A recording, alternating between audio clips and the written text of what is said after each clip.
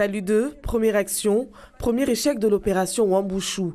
Toutes les casantoles de ce quartier insalubre de Majicavo devaient disparaître le 24 avril.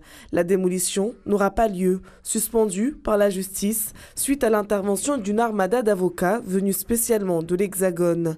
Le préfet fait appel. Il faudra attendre près d'un mois pour que les pelleteuses se mettent en action dans ce bidonville.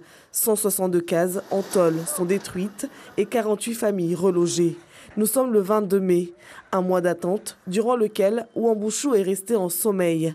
Les bandes armées, elles, ne sont pas restées les bras croisés, multipliant les scènes de violence. À Tsunzu, automobilistes et habitants sont pris pour cible.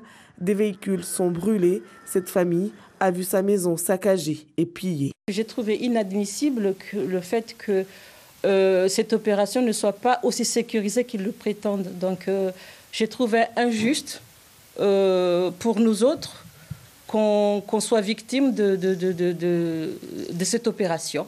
Déterminés à semer le chaos, les assaillants n'ont pas été impressionnés par l'important effectif de police et de gendarmes, dont la fameuse CRS 8.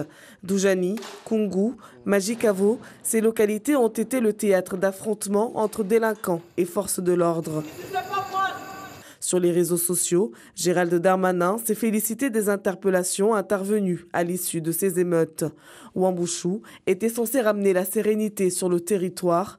Pourtant, sur le terrain, les violences et les tensions communautaires persistent.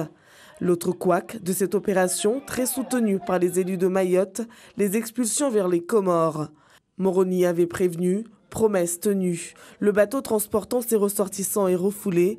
Le retour vers Mayotte provoque la colère des collectifs. Le bras de fer commence entre les Comores et cette nouvelle génération de Soroda.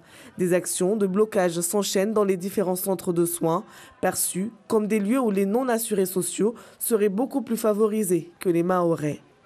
On va bloquer Jacaranda pour que les Comoriens ne viennent pas, parce qu'il n'y a pas les Mahorais qui viennent ici. On ne laisse pas profiter de notre hôpital, mais l'hôpital, c'est à eux. Wambushu prend une autre tournure. Ce sont les Mahorais qui se lancent à la reconquête de leur territoire. L'État reste silencieux. Au bout de 3 semaines, Emmanuel Macron et Azali Assoumani se rencontrent à Paris. Dans la foulée, les reconduites à la frontière reprennent. Des départs volontaires officiellement, les concernés expliquent avoir été expulsés. On m'a interpellé, j'allais à l'hôpital pour reconnaître mon enfant. On a été expulsés, on n'est pas venu ici de notre propre gré. Sur les plages mahoraises, les Kwassa n'ont jamais cessé d'accoster.